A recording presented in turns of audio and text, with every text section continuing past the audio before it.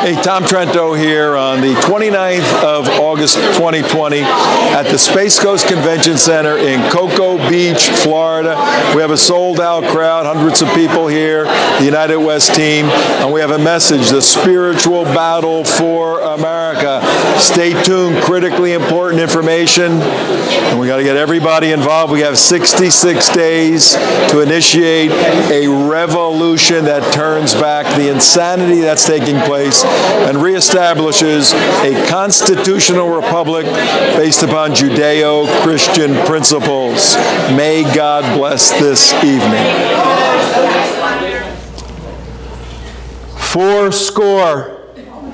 77 years ago,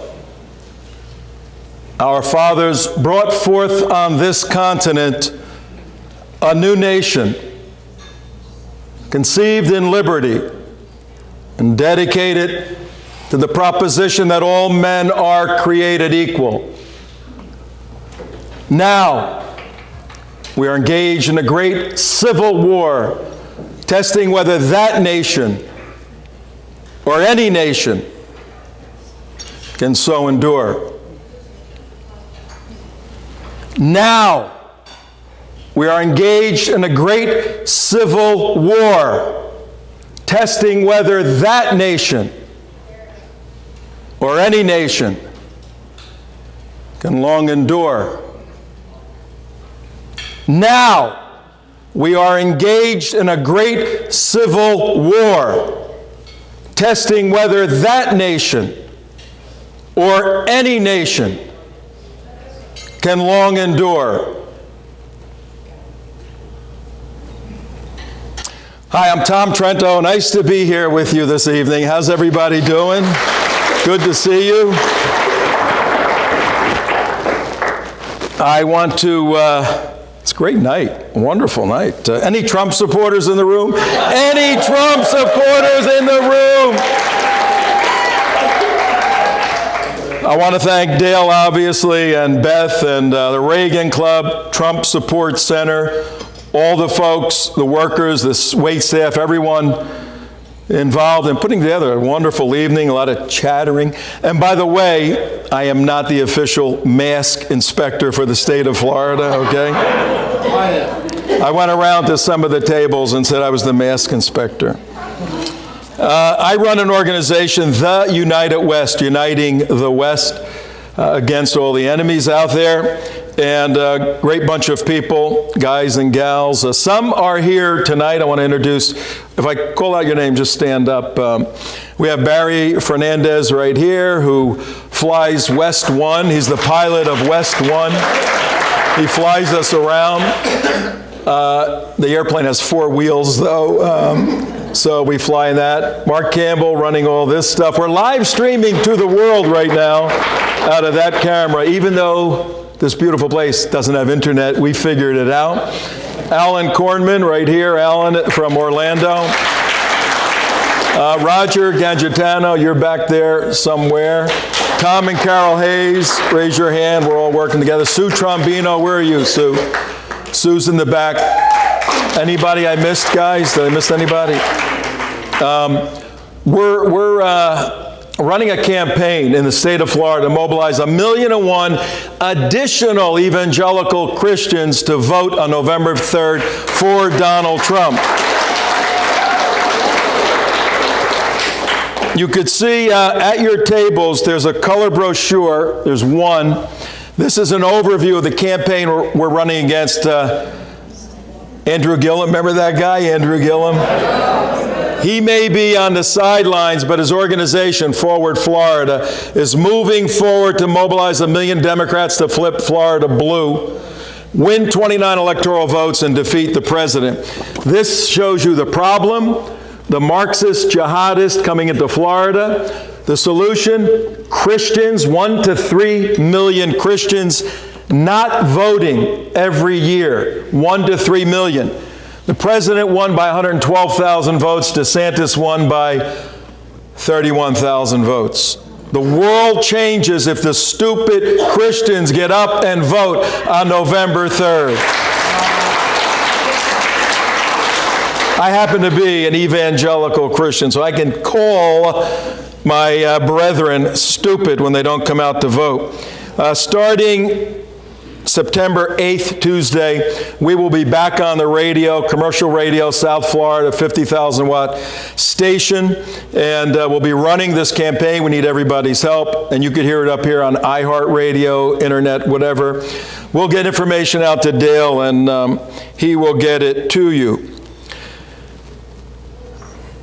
Beth, you think you're the only person that can run a contest with your 50-50? Most speakers tell you to put your phones away. I'm asking you to take your phones out.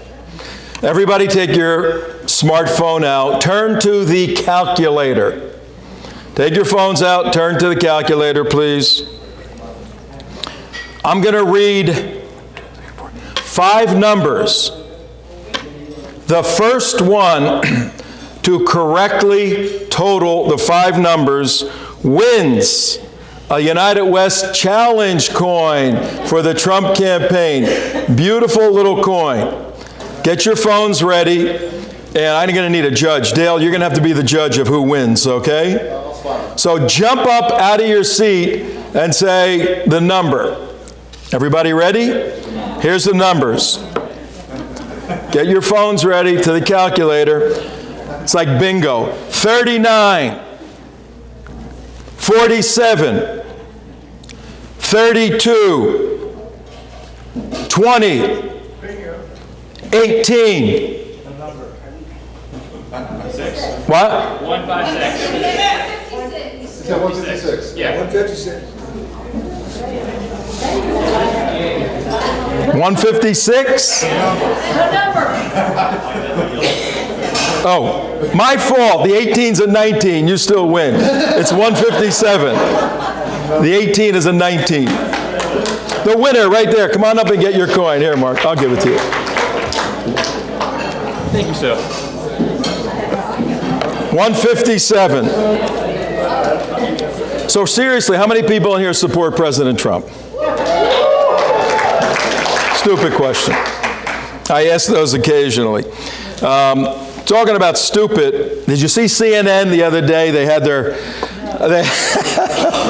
I have to... Look, I got to watch this stuff. It's opposition research.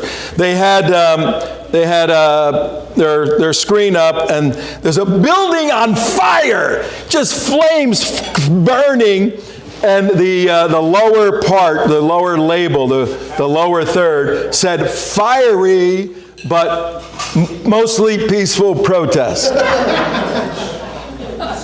Now you look at that, and for a logical person like most Republicans, the other side has lost their mind. We have proven that factually, empirically. But for a logical person, you go, how could something be fiery but mostly peaceful? There seems to be a logical contradiction. And this is the problem you see in dealing with your own brother-in-law and sister-in-law and your neighbors and your friends when you try to talk about the Republican policies or Donald Trump. They lose their mind. Logic goes out the window.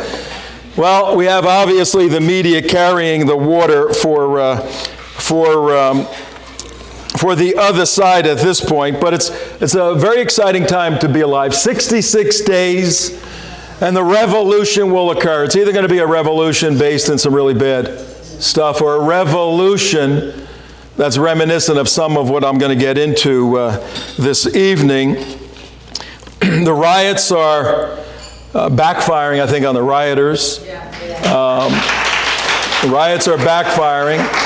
I saw a tweet the other day where the cars were going through Kenosha, 1 o'clock in the morning in a white neighborhood, blowing their horn, no white privilege, no peace, no sleep, no peace, no justice, blowing their horns, and somebody tweeted, whenever a car horn blows in Kenosha, another Trump voter is born. It's pretty good. It's pretty good. The riots, truly, folks, are the personification of evil. of evil personified. If you could take the concept of evil and put it in the form of a person, these are, sad to say, and as a Christian I know, but for the grace of God, there go I. But before the grace of God, these are evil people doing evil things. And they don't fully understand that the Chinese communists are behind the agenda pushing the Black Lives Matter movement. The three founders are trained Marxists, two lesbian activists. They want to destabilize the American family, remove, Karl Marx said, you got to take religion, God out before you can implement the destruction of capitalism. This is what's going on clearly. Where's that flag? That's supposed to be over here, I think, right? But that's okay. It's right there. We have people burning that thing right there. We have people burning that. And you look at it, it sits there just quiet. But the red blares out valor. That's what the red stands for, valor. And the white stands for purity. Not purity in its perfectiveness, not in its perfection, but in its objective, in its goal. The framers, the founders, wanted a pure country doing just and right things based upon the Judeo-Christian worldview. And the blue stands for justice. So that little thing has a tremendous amount of symbol that's rooted in the history of 244 years of this great country. And they're burning it and throwing gasoline on it. And the pro-athletes are kneeling when the song is played for that anthem. I know how to deal with them, a very easy way. You want to know how to deal with them? When the anthem starts playing and they kneel down, you grab the microphone and you go, okay, now let's pray. They all jump up. All right, let's pray. They're on their knees. They all jump up. Their heads will be spinning like they should.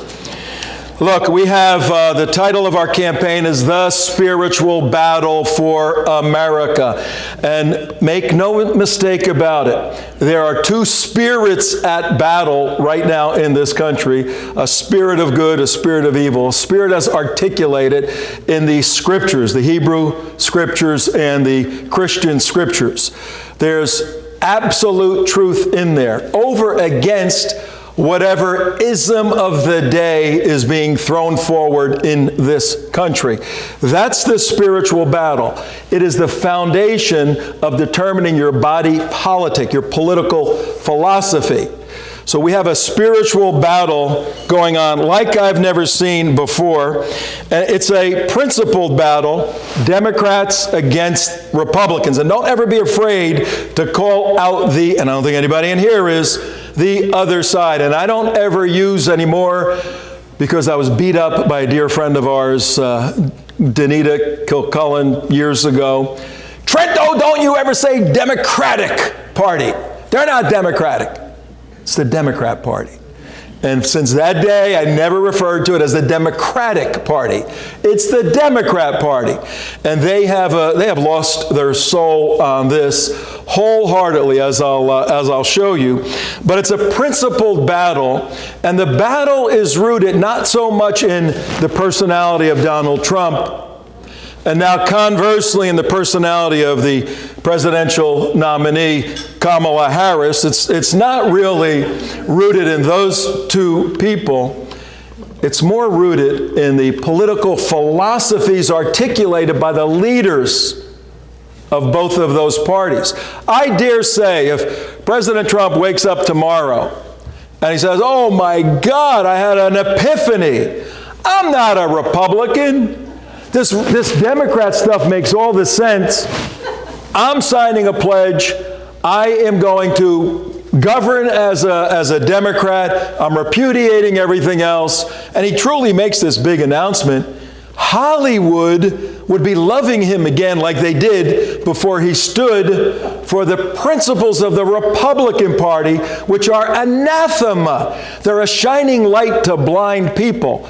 So Donald Trump is simply standing in the position of articulating and defending That belief system that is so horrendous and oppositional to those who claim to be Democrats. It's a principled battle. Tactically, for your Christian friends or family members that go, I just can't take his tweeting. That guy drives me crazy. He's so rude. I'm from Newark, New Jersey, the streets, a Sicilian family in Newark, New Jersey. Donald Trump is music to my ears when I hear him speak. That's the way everybody should speak, you know? You go, I went to school in Denver, and everybody was nice, and you cross the streets in the car. I go, what is this? What's going on here? Nobody wants to kill anybody driving or anything. He's a New York blue collar. The blue collar people love Donald Trump. Don't we? I was a truck driver. Blue collar people love Donald Trump. He's a blue collar billionaire. There's some crazy things in his life. Who hasn't? Who sees at this point that he could be relaxing in his golden gilded apartment, or fighting for the principles that you and I hold dearly. And that's the position this man has chosen in life. We need to stand with him and pray for him every single day. I want to ask one or two of you right now, if you could speak to Donald Trump right now, what would you tell him? Stand up, one or two of you, and tell me what you would tell him right now. What? Come over here. Come here. Come on up here. Speak into this camera. You never know who's watching. This camera right here, speak right into that camera. Right, Mark, that camera? No, speak in this camera right here. Stay right there. Okay. Switching. Wow, we got two cameras set up. Wow. Tell Donald Trump what you would tell him. President Trump, thank you. Please keep it up. Yeah. I need one more person. Who else wants to come up and talk to Donald Trump? Here. Come on. This camera here. You don't know he's not watching. Yeah, President Trump, we love you. Thank you for standing up for America. We know, yes, we know the evil exists. We know the world elites want to take us over. But you have put us number one. So thank you again. Amen.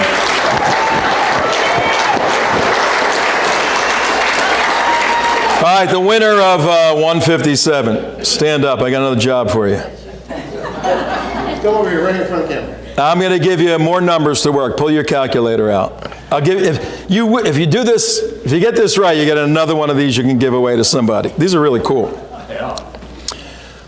I want you to subtract 157 from 2020. Da, da, da, da, da, da.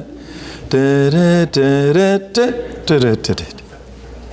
All right, who's got the answer? Who? 1863. 1863. He's a winner, ladies and gentlemen. Here you go. You got to give it away. Well, here's what.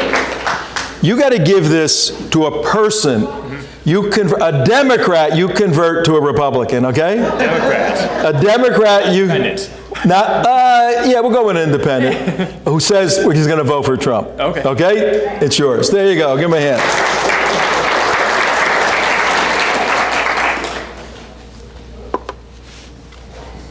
If you're in Washington, D.C., and go 2 hours north, Philadelphia, 2 hours west, you land in a little farm town, tiny little town, a couple thousand people. What was that number again? 1863. In 1863, in that little town, 2 hours north of D.C., 2 hours west of Philly, there was a battle. It was the middle of the Civil War. General Robert E. Lee was kicking the ass of the North, destroying them. President Lincoln was beside himself. The North was getting tired of this war, the bloodshed, human misery, the money. The South was winning every single battle. General Lee said, I'm going to Washington. I'm going north, and I'm going to fight, and we're going to make it sooner or later to Washington, D.C., and Lincoln was frightened. He was frightened. You got to put yourself in the mindset of the North at that time, where everything was going wrong. The North was turning against the war. Who cares if these people have slaves? Who the hell cares? They have agriculture. They need them. Florida, the great state of Florida, being one of those southern states. So July 1st through July 3rd, 1863, 157 years from right now, a battle of, as the historians say, cataclysmic proportions.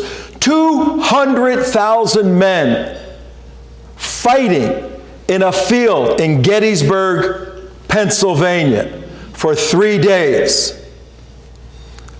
The South attacks the North, pushes them back, day 1.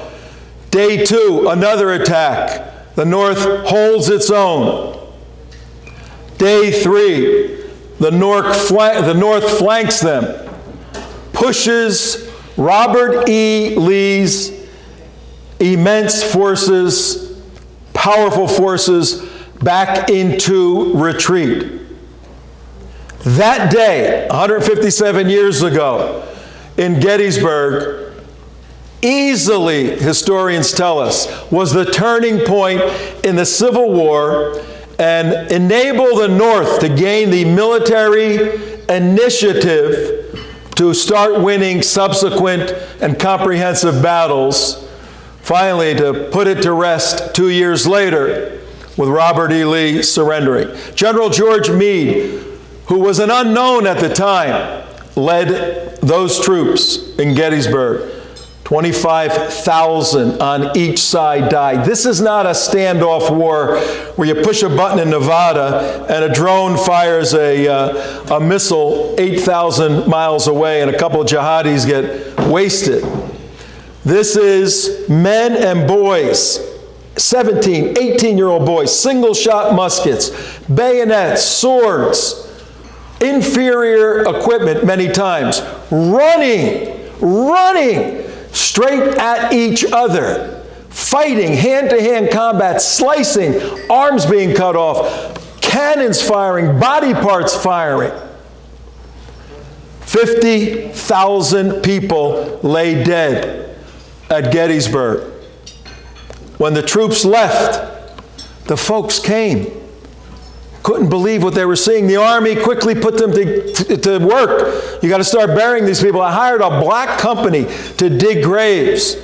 And very quickly, it was decided to make a memorial cemetery at this site for the Northern soldiers. And it is there to this day, 175 years ago, 157 years ago. As was the case in those days, for any sort of celebration recognition, memorial service, the country's top orator would be asked to come and deliver a message. And the memorial service was set for November 19th, 1863.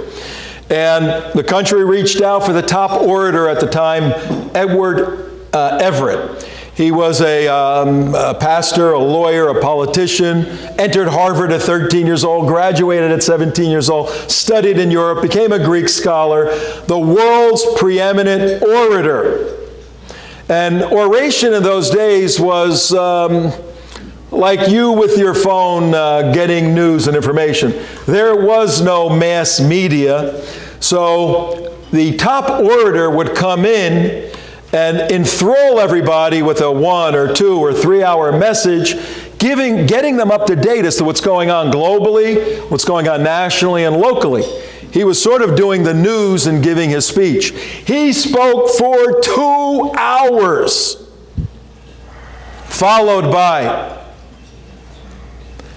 a president that didn't even want to come. In those days, it was viewed as kingly if the president went out and spoke directly to the people.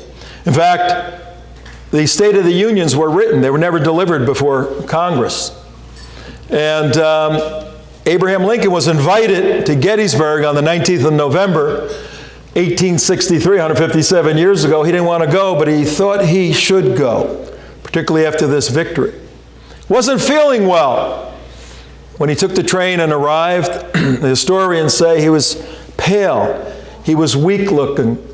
He worked on his speech in his train car.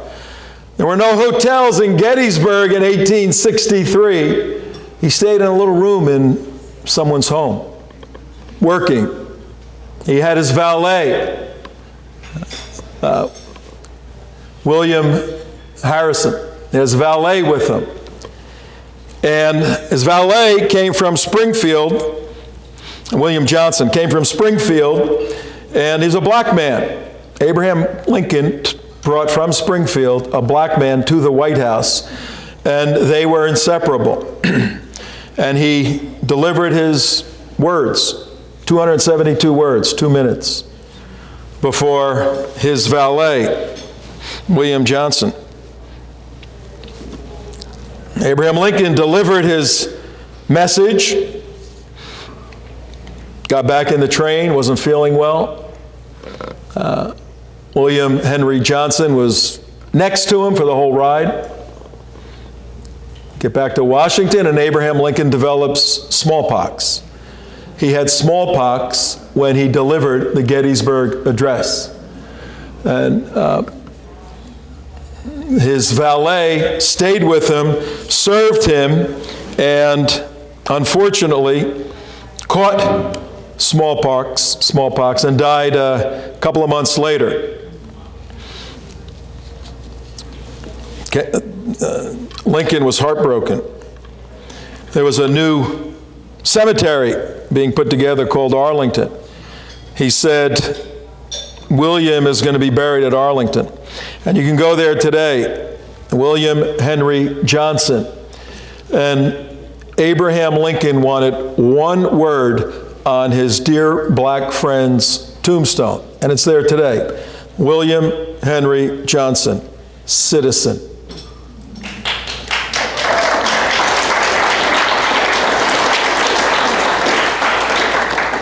We are engaged in a great civil war, testing whether that nation or any nation so long endure. And I continue.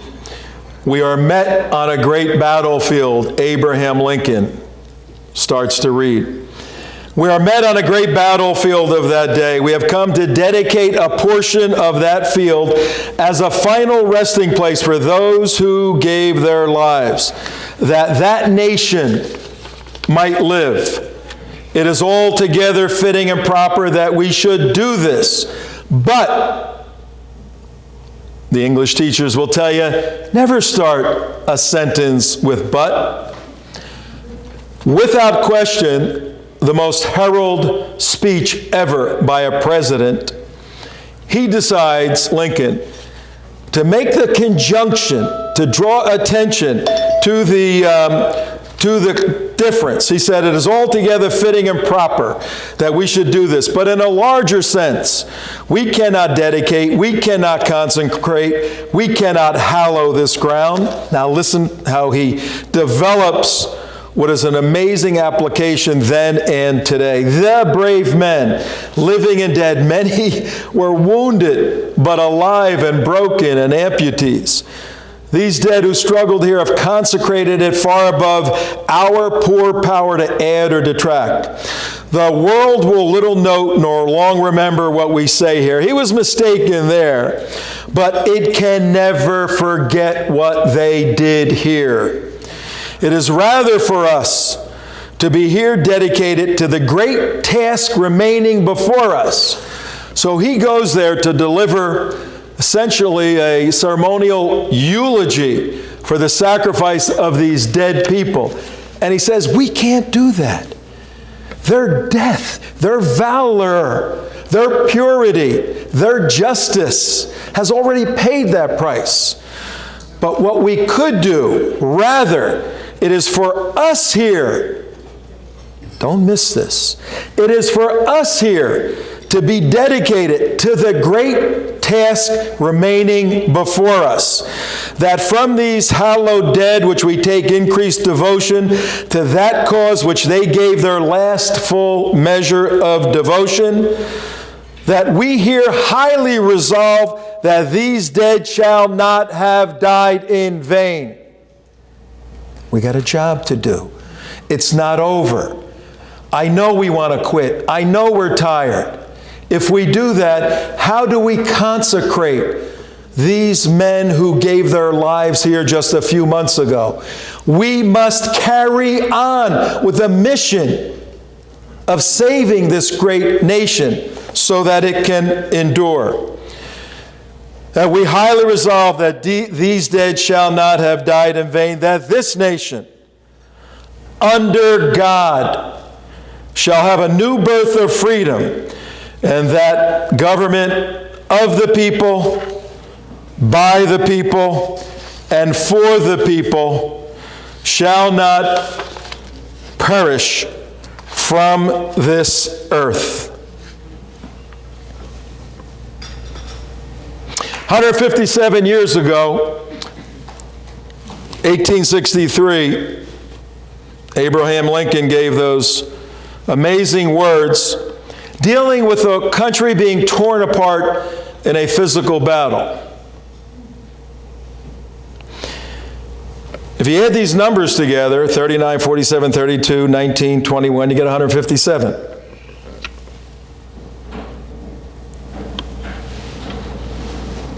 Chuck Schumer has been in the federal government 39 years. Joe Biden, 47 years. Nancy Pelosi, 32 years. Adam Schiff, 19 years. Jerry Nadler, 20 years. 157 combined years.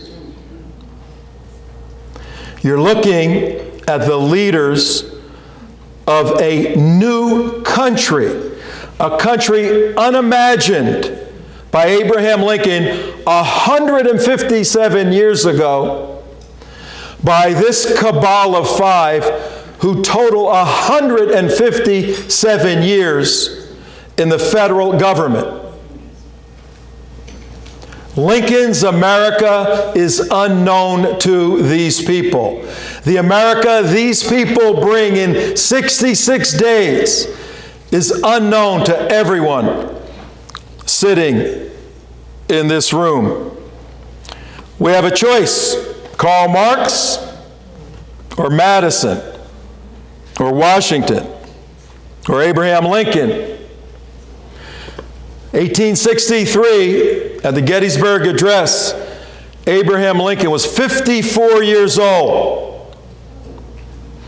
While at the Gettysburg Address in Gettysburg, Pennsylvania, in Europe, a 45-year-old Karl Marx just had finished the Communist Manifesto and was finishing up Das Kapital as Abraham Lincoln was giving this speech in Gettysburg, Pennsylvania.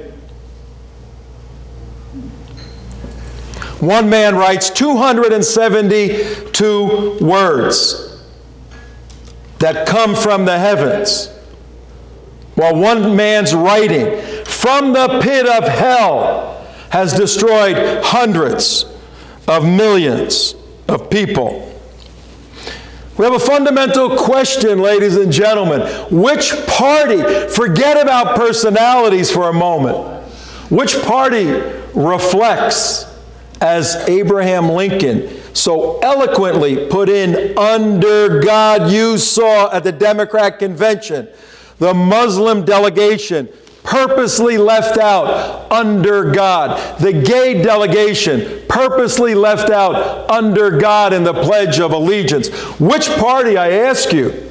And I'm asking you rhetorically because you know the answer.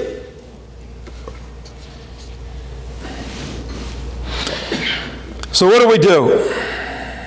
It's coming down to 66 days. I have found in my years of trying to mobilize people to articulate their faith by just getting out to vote is a tough job.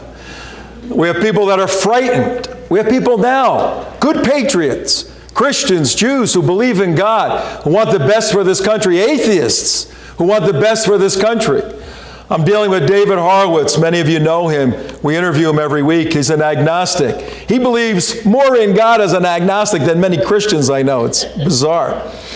But people are mobilized by fear. I want to lay something out for you here. I wrote this little thought down. I tried to follow it in my life. When you overcome the fear of death, you usher in a glorious way, the death of fear. Think about that. As believers, we ought to have the capability to overcome the fear of death. Once that happens, death is no longer an enemy. It's no longer anything. It's irrelevant. You live by the almighty power of God every moment of every day. His will be done on this earth. Is that not a wonderful way to live?